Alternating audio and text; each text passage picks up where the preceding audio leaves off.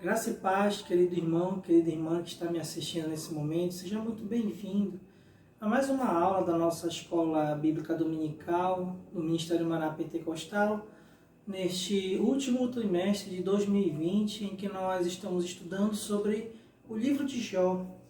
E nós estamos utilizando como base, como apoio para estes estudos, a revista Lições Bíblicas da editora CPAD, que é esta aqui, cujo título é A Fragilidade Humana e a Soberania Divina, o Sofrimento e a Restauração de Jó. A nossa lição hoje é a lição de número 4, cujo título é O Drama de Jó. O texto áureo se encontra e diz o seguinte: E disse, nu saí do ventre de minha mãe, e nu tornarei para lá. O Senhor o deu, e o Senhor o tomou. Bendito seja o nome do Senhor. A verdade prática, irmãos, diz assim: a despeito das grandes provações que se abatem em nossa vida, à luz do exemplo de Jó, devemos permanecer fiel ao Senhor. Nós temos uma leitura bíblica em classe, que eu recomendo que você faça esta leitura, que se encontra no livro de Jó, no capítulo 1, os versículos 13 a 22, e o capítulo 2, versículos 6 a 8. Vamos fazer uma oração antes de iniciarmos a nossa aula? Senhor, meu Deus e Pai, obrigado por mais esta oportunidade que temos de aprender a Tua Palavra. Senhor, em nome de Jesus, nós te pedimos que o Senhor nos abençoe, nos dê sabedoria, Espírito Santo, ilumina nossas mentes, nos ajuda a compreender a Tua Palavra, para que nós possamos crescer na graça e no conhecimento da Tua santa e bendita Palavra. Nós te pedimos em nome de Jesus. Amém. Irmãos, se nós pudéssemos resumir o livro de Jó numa única frase, nós poderíamos resumir da seguinte maneira: o livro de Jó é, em última análise, sobre Deus e sua soberania sobre o sofrimento. Por quê? É sobre Deus e sua soberania sobre o sofrimento. Porque a soberania de Deus sobre o sofrimento é a principal preocupação e inquietação do livro de Jó. O objetivo principal do livro de Jó não é necessariamente no patriarca, em Jó, na figura de Jó, mas em Deus, que controla todas as coisas e que permite o sofrimento e que é soberano sobre todas as coisas e principalmente sobre o sofrimento.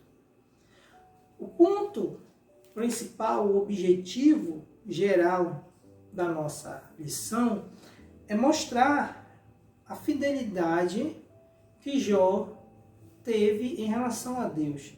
Mostrar que apesar de tudo o que ele sofreu, ele permaneceu fiel a Deus. E aí a gente pode se perguntar o que motivou Jó a permanecer fiel a Deus. Qual foi o estímulo? Qual foi a esperança? Em que Jó se apegou e se agarrou para manter a fidelidade dele em relação a Deus? Ao longo dessa lição, nós vamos estudar tudo o que aconteceu com Jó e a partir daí entender como que Jó conseguiu manter a sua fidelidade a Deus, apesar de todas essas tragédias. Então, nós vamos ver aqui, na introdução, o comentarista falando sobre a dimensão do que aconteceu com Jó, que foi de tal maneira terrível que nem o mais criativo e aclamado cineasta seria capaz de imaginar, de dramatizar alguma coisa semelhante. Imagina você, irmão e irmã que me assiste. Imagina, vamos fazer aqui uma reflexão. Imagina se em questão de alguns dias, não necessariamente de mês, mas de alguns dias, você literalmente perder tudo. Imagina você perder emprego, perder renda, imagina você perder a sua família, perder seus filhos, imagina você perder a sua saúde, você ficar totalmente prostrado e doente. Isso em questão de dias. Nós vamos ver o que aconteceu com Jó. E, diante disso, a gente até se questiona como ele conseguiu manter-se fiel a Deus, apesar de tudo que ele passou. É importante nós entendermos para que nós possamos aplicar isto à nossa própria vida. Então, aqui no tópico 1, em Algarismo Romano, fala sobre a tragédia de natureza econômica. Então, nesse ponto 1, nós vamos ver aqui as tragédias que Jó sofreu na área econômica, na questão dos seus bens, das suas propriedades. Então, como nós vimos em algumas lições passadas, Jó, ele era um grande empresário, um homem de negócios. Ele tinha diversos bens, diversas propriedades, e ele administrava diversos negócios próprios daquela cultura, daquela época. Então, o comentarista da nossa revista, ele diz que Jó ele era maior de todos os do Oriente, conforme o escritor do livro de Jó testifica. E aí diz que o homem de Uz, que é Jó, ele tinha grande riqueza e prosperidade. E isso o autor, o escritor do livro de Jó faz questão de ressaltar, justamente falando sobre a grande quantidade de bois, de jumentos, de camelos, de animais, de servos que ele tinha, que estava à disposição de Jó. Ele tinha uma grande quantidade de animais, de servos, ele administrava uma grande quantidade de bens e de posses. Se Jó vivesse nos nossos dias, ele seria um mega empresário, um dos mais importantes empresários do Brasil. Tamanha quantidade de posses e de riquezas que Jó tinha. E não era simplesmente um qualquer. Ele era muito poderoso, muito importante. Ele seria, hoje a gente poderia comparar Jó hoje ao dono da Havan, por exemplo, ou ao dono dessas grandes redes de lojas, de esses grandes empresários de nível nacional que a gente sempre ouve falar, né? Um Eike Batista, tirando a parte da corrupção, obviamente, né? Porque a palavra de Deus diz que Jó é íntegro e temente a Deus e que se desviava do mal.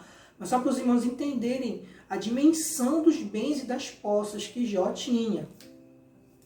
Então, como o comentarista da revista fala aqui, devido à sua grande riqueza, não são poucos os autores que igualam Jó a grandes industriais e empresários contemporâneos. Aí ele diz aqui, enquanto as ovelhas proporcionavam lã para a produção têxtil, os camelos e jumentas estavam a serviço do transporte de cargas. Dessa forma, Jó se destacava no Oriente como um homem de negócios. E não somente isso, mas a base dos negócios de Jó era na área do campo, da agricultura. Você observa isso como o comentarista ele faz essa observação, dizendo que a atividade do campo era, sem dúvida, o principal negócio de Jó. E nós podemos deduzir isso a partir do fato de que ele tinha juntas de bois a seu serviço, demonstrando que ele era um agricultor que possuía uma grande extensão de terras. Porque, irmãos, na época de Jó, ter juntas de bois não é como hoje. como nós imaginamos hoje, que aquelas pessoas que têm cabeças de boi para venda de carne. Não, irmãos, naquela época, ter juntas de bois era sinônimo de alguém que tinha terra, para nessa terra produzir, para a área da agricultura. Porque a junta de bois, veja, junta de bois, era normalmente um conjunto de bois, 2 bois, que eles colocavam sobre esses 2 bois um jugo para que eles pudessem arar a terra juntos. Eles arrastavam uma ferramenta, um instrumento que mexia a terra para que a terra pudesse ser semeada. Então observa, quando a Bíblia diz que ele tinha várias juntas de bois, a gente pode deduzir que ele era um grande proprietário de terras e não um nômade, como muitas pessoas equivocadamente interpretam. E estudiosos destacam o fato de que a palavra hebraica abudar, encontrada somente em Jó e em Gênesis 26, 14, é uma referência direta à lavoura e cultivo da terra. Os bois e da mesma forma as ovelhas ofereciam proteína animal, porque é óbvio, eles também se alimentavam dos bois. Porque a questão aqui é o negócio. Então não é que Jó matava, não vivia da questão da carne, da venda da carne de boi. Não, porque naquela época não havia isso. Eles consumiam a carne de boi, consumiam. Mas o foco principal era a terra, era a agricultura. Então tudo isso fazia de Jó um verdadeiro empreendedor. Então veja, irmãos, Jó era um homem super rico, super poderoso, grande empresário. Obviamente, pelo fato da Bíblia dizer que ele era íntegro e reto, mostra que essa sua riqueza não era fruto de corrupção ou de exploração humana, mas sim fruto da integridade de Jó e principalmente da graça de Deus, que abençoava Jó, que Deus abençoava Jó. E o próprio Jó reconhece isso, que tudo que ele tinha era de Deus. E aí, irmãos, o que acontece? Jó, ele é atacado pelo diabo, justamente porque, como nós falamos nas outras aulas, o objetivo do diabo é mostrar que a integridade, a fidelidade de Jó era motivada por ele ser abençoado por Deus. E aí, justamente, partindo desse princípio, ele começa atacando os bens de Jó. Observa que no único dia, irmãos, acontece uma sucessão de anúncios, uma sucessão de avisos terríveis sobre os bens de Jó, sobre a perda dos bens. Então, Satanás atingiu, como diz o comentarista, o centro das atividades comerciais do patriarca. O adversário procurou retirar aquilo que, graças ao trabalho duro, Jó havia conquistado. Mas é como eu estou falando, não foi somente o trabalho de Jó, mas foi a bênção de Deus. Nós temos que entender que o próprio patriarca reconhece que tudo que ele tinha era de Deus. Você leu, nós lemos o textuário da lição em que Jó dá testemunho disso. Ele diz, vamos ler de novo lá o textuário de Jó. E disse, nu saí do ventre de minha mãe, e nu tornarei para lá. O Senhor o quê? O deu. O Senhor o deu, e o Senhor o tomou. Bendito seja o nome do Senhor. Então foi fruto de trabalho de Jó, com certeza, mas Jó reconhece a mão e a bênção de Deus sobre as suas atividades comerciais. E também quando ele tem aquele pequeno diálogo com a esposa dele, que a esposa dele fala para Jó, olha, amaldiçoa-se teu Deus e morre. O que Jó falou? Tu falas com uma louca. Nós recebemos o bem de Deus. Nós não vamos também receber o mal. Olha aí a visão do patriarca. Olha aí, ó, o pensamento dele. Ele reconhecia que tudo que ele tinha era a bênção de Deus e fruto, né, do seu trabalho. Ele trabalhava e reconhecia que nesse trabalho Deus o abençoava. o ataque do diabo na esfera comercial, na esfera do campo. Então, da mesma forma que atingiu os negócios na esfera comercial, Satanás atingiu também na esfera do campo, destruindo sua fonte de produção de proteínas e laticínios. O diabo atingiu em cheio toda a fonte da riqueza de Jó. Era preciso muito equilíbrio para não se desesperar diante de um quadro tão sombrio. É isso que o comentarista fala. Por isso que eu recomendo, irmãos, que os irmãos leiam a leitura bíblica em classe, para que os irmãos vejam de fato o que aconteceu. Então, olha, eu vou ler só um trecho da leitura bíblica em classe, como diz lá em Jó, no capítulo 1, a partir do versículo 14.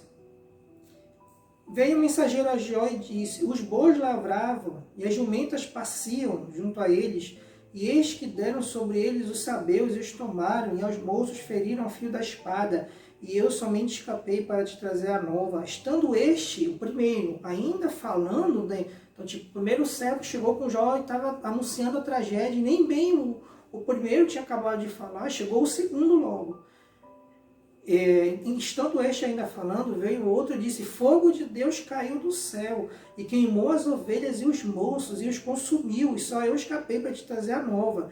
E estando este ainda falando, olha só, irmão, no mesmo período de tempo, veio um, foi falando, ele nem tinha acabado de falar, chegou o segundo, veio anunciando, nem bem tinha acabado de falar, chegou o terceiro anunciando. Olha aí, irmão, a sequência do que aconteceu com Jó. E veio este, no caso o terceiro, falando e diz, veio ordenando os caldeus, 3 bandos, deram, eu estou lendo 17, o versículo, deram sobre os camelos, os tomaram e os moços feriram, fio de espada, só eu escapei para te trazer a nova. E estando ainda eles falando, veio outro e disse, aí esse outro já veio trazendo uma notícia que para Jó era, de certa maneira, terrível, em relação aos bens, porque perder bens é terrível, é triste, é algo ruim, com certeza, mas o que ainda haveria de acontecer com Jó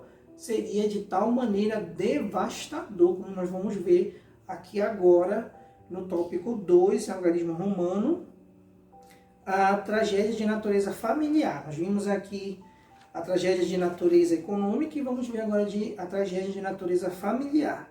Então, o ponto central da lição é mostrar que o justo sofre. O sofrimento se abate sobre o justo. E é isso que o livro de Jó mostra. O justo sofrendo. Mas por que o justo sofre? Essa resposta a gente vai descobrindo à medida que nós fomos estudando mais a respeito do livro de Jó. E aí, irmãos, aconteceu a tragédia de natureza familiar, que foi a perda dos filhos. A tragédia que se abateu sobre Jó foi de fato catastrófica. Ele perdeu em um só dia seus 10 filhos de forma calamitosa. Veja você, irmão, veja você, irmã. Imagina o que é a dor de perder um filho. É algo que não tem como descrever.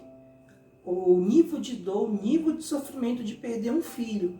Agora imagina o homem que tem 10 filhos e simplesmente em um único ato, em uma única ação, em uma única tragédia, ele perdeu os 10 filhos, irmãos. Você tem ideia do que isso significa, você perder todos os seus filhos de uma única vez? Então aqui nos versículos 18 e 19, aqui do capítulo 1, você vê o texto bíblico falando, estando teus filhos, isso aí já era outro servo falando para Jó, estando teus filhos e tuas filhas comendo e bebendo vinho, eis que um grande vento sobreveio e deu além do deserto, e deu dos 4 cantos da casa, a qual caiu sobre os jovens e morreram. Já imaginou isso, irmãos? Aí, o homem perdeu os bens, o homem perdeu os filhos, depois nós vamos ver aqui, o homem perdeu a sua saúde, e aí no meio de toda essa tragédia, enquanto ele esperava um ar de consolo, a sua esposa vem e solta aquela famosa pérola. Amaldiçoa a Deus e morre. A maioria dos estudiosos entende isso como uma espécie de ironia da esposa de Jó. Nesse caso, ela estaria dizendo, você continua aí sendo fiel a Deus enquanto tudo desmorona à sua volta? Por que você continua assim? Deixa, larga disso, para com isso e morre logo de uma vez. Aceita, porque tu perdeu tudo. Para que continuar sendo fiel a Deus desse jeito? Olha só o que aconteceu contigo. Desiste, cara. Abre mão disso. Agora observe, irmãos, como a fala da mulher de Jó, ela é um tanto quanto assim suspeita. Nós não estamos afirmando, veja bem, eu não estou dizendo que a mulher de Jó estava sob ação maligna. Não é isso, não estou afirmando isso. Mas observa como a fala da mulher de Jó lembra o objetivo maior de Satanás de fazer com que Jó blasfemasse. Então, nós vemos como que Jó ele teve essa situação em relação à sua mulher. Tem um trecho aqui da lição, irmãos, que ele diz assim, outros procuram atribuir um sentido ao texto, o qual não tem. Para estes, a esposa de Jó não estava mandando amaldiçoar a Deus, mas orientando Jó a louvá-lo, a louvar a Deus e morrer em paz. Irmão, isso aqui é totalmente descabido. Isso aqui é forçar o texto a um significado totalmente impossível. Em nenhum momento, quando você lê, você entende assim. Por que a esposa de Jó estaria incentivando Jó a louvar a Deus, mandando amaldiçoar? Então, isso aqui é muito descabido, certo? O correto é nós entendermos a perspectiva da mulher de Jó a partir do que aconteceu naquela fala que ela orienta Jó a amaldiçoar a Deus e mandar Jó morrer. Aí, irmãos, nós vamos ver aqui o fato. O que aconteceu? Então, um vento forte soprou sobre a casa onde estavam todos os 10 filhos de Jó e devastou. E morreram todos. Ainda hoje, fortes ventos continuam a soprar em famílias inteiras. O resultado desses ventos é desgraça, degradação familiar, divórcio, drogas, etc. É exemplo de Jó, que a gente deve se refugiar em Deus. É preciso que a família abra a Bíblia em casa e busque o Senhor em estudo e devoção. Veja que Jó sempre teve preocupação com a família. Observa como Jó oferecia sacrifícios, como Jó intercedia, como Jó cumpria aquela função de sacerdote do lar, intercedendo em favor da sua família e, de repente, ele perde toda a sua família. Veja que tanto Jó quanto aquelas pessoas que vinham anunciar as tragédias para Jó, os servos de Jó que haviam sobrevivido, eles, tanto quanto Jó, não tinham enxergado que era uma ação maligna.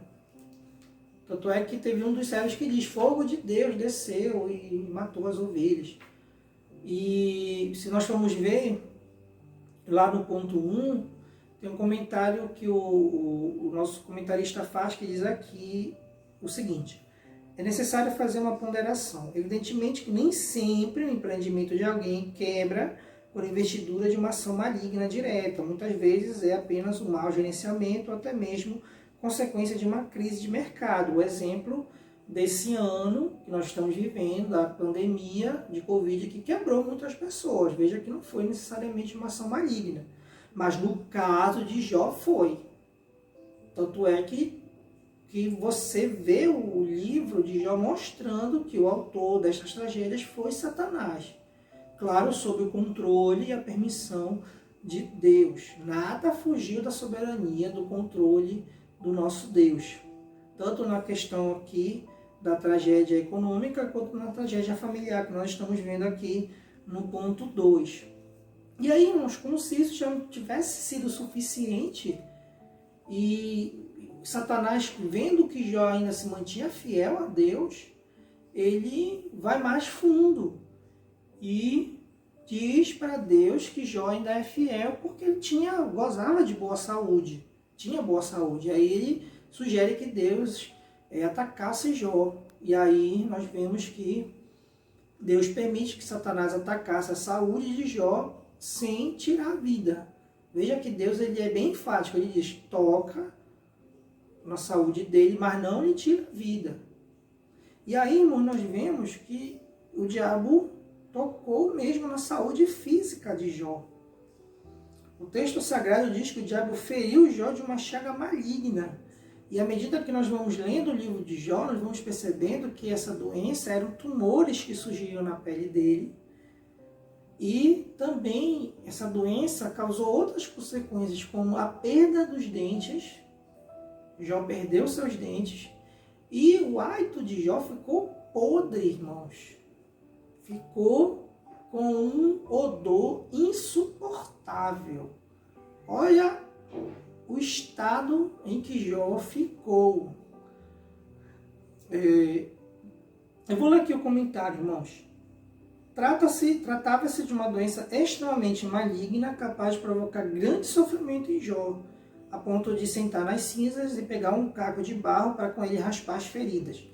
Era uma prática comum que o homem antigo adotava quando se via acometido de uma grande desgraça. Ele ia para um monte de cinzas, que no hebraico é masbala, um local imundo, onde os inválidos e dementes costumavam ficar. Ali esperava a morte entre cães, insetos e aves de rapina. E aí, irmãos, essas foram as tragédias explícitas, que o texto claramente mostra. Mas nós podemos aqui ponderar um outro tipo de tragédia que afetou o psicológico, a saúde mental de Jó. Que veja, irmãos, vamos ser lógicos aqui. O cara perdeu tudo, perdeu todos os seus bens, perdeu os 10 filhos numa tacada só, e ainda por cima ficou com uma doença terrível. É de se supor que ele também não estivesse bem no sentido mental, na questão da saúde mental. E você observa isso logo no capítulo 3, que nós vamos estudar na próxima aula, o lamento dele, as declarações fortes que ele faz acerca do seu nascimento, da sua própria vida. Então, não há dúvida, o comentarista falando, que além do sofrimento físico, Jó também experimentou sofrimento psicológico. Embora não haja nada no texto que nos permita dizer que ele entrou em depressão, não há como negar que Jó passou por uma grande tensão psicológica. Há vários textos no corpo do livro que permitem fazer essa dedução. Mas já no início da sua fala é possível perceber esse fato, que nós vamos ver na próxima aula, lá em Jó, no capítulo 3, aquele lamento que ele amaldiçoou sua vida e também as outras declarações que ele dá. Agora, ainda que mantivesse sua fidelidade a Deus, o patriarca amaldiçoou o dia do seu nascimento, não havendo mais razão para que fosse celebrado. Só debaixo de forte pressão psicológica é que pessoas chegam a tal ponto. Agora, olha, irmãos, observa.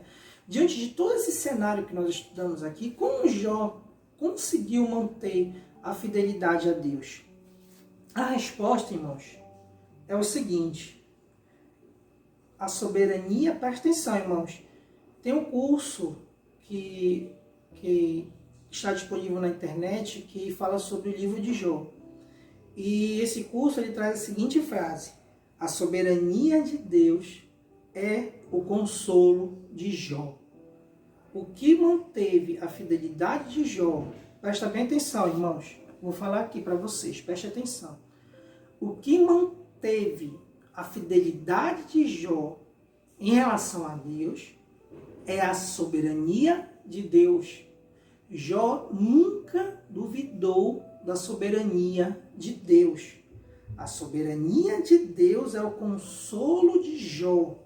Jó encontra repouso na soberania de Deus. Você observa isso quando Jó faz aquela declaração forte e maravilhosa que nós, mais uma vez, lemos no texto áureo. Nu saí do ventre da minha mãe e nu tornarei para lá. O Senhor deu, o Senhor tomou. Bendito seja o nome do Senhor. Então veja que Jó encontra na soberania de Deus forças para suportar tamanho sofrimento. O que nós podemos aprender com isso? Que nós, irmãos, podemos ter descanso, conforto e paz, confiando na soberania de Deus em meio ao sofrimento. Agora é lógico que essa soberania nem sempre é fácil de entender. Há momentos em que a gente não vai conseguir entender como que as situações estão acontecendo, por que estão acontecendo. Então, nesses momentos de dor, de dúvida, só existe uma única saída, irmãos. Confiar na soberania, no controle, na onipotência, na onisciência e na onipresença do nosso Deus. Deus jamais, nunca perde o controle de absolutamente nada, irmãos. Nada escapa do controle da soberania do nosso Deus. Então, a soberania de Deus deve igualmente ser o nosso consolo diante do sofrimento. Mesmo que tudo esteja desabando e caindo ao nosso redor, nós precisamos confiar e descansar na soberania de Deus, conhecendo o amor de Deus e a realidade de que nada acontece conosco fora do seu gracioso propósito, conforme esse curso do Ministério Fiel sobre o livro de Jó, que está disponível na internet para quem tiver acesso. Então, irmãos, essa foi a nossa aula. Veja o que nós podemos aprender sobre a vida de Jó e sobre como nós podemos aprender com esse patriarca a lidar com o sofrimento a partir da perspectiva da soberania de Deus sobre todas as coisas. Vamos orar, irmãos? Senhor, meu Deus e Pai, obrigado por esta aula, obrigado por tudo que nós podemos aprender e principalmente, Senhor, obrigado porque a Tua palavra ela é grande e ela mostra as coisas que nós precisamos entender para aplicar nas nossas vidas. Senhor, muito obrigado, Deus, por esta palavra e que o Senhor nos dê discernimento, sabedoria, nos ajude a, do mesmo modo, Senhor, manter a nossa fidelidade a Ti. E no momento que o sofrimento vier, na hora que o sofrimento surgir na nossa vida, nos dá, Senhor, essa sabedoria, esse discernimento para confiarmos na Tua soberania, que o Senhor não perdeu o controle, que o Senhor é e sempre será o mesmo Deus imutável, que não perde o controle, que é soberano sobre todas as coisas. Obrigado, Senhor, em nome de Jesus. Amém. Irmãos, fiquem na paz do Senhor, Deus os abençoe e a gente se vê na nossa próxima aula, em nome de Jesus. Amém.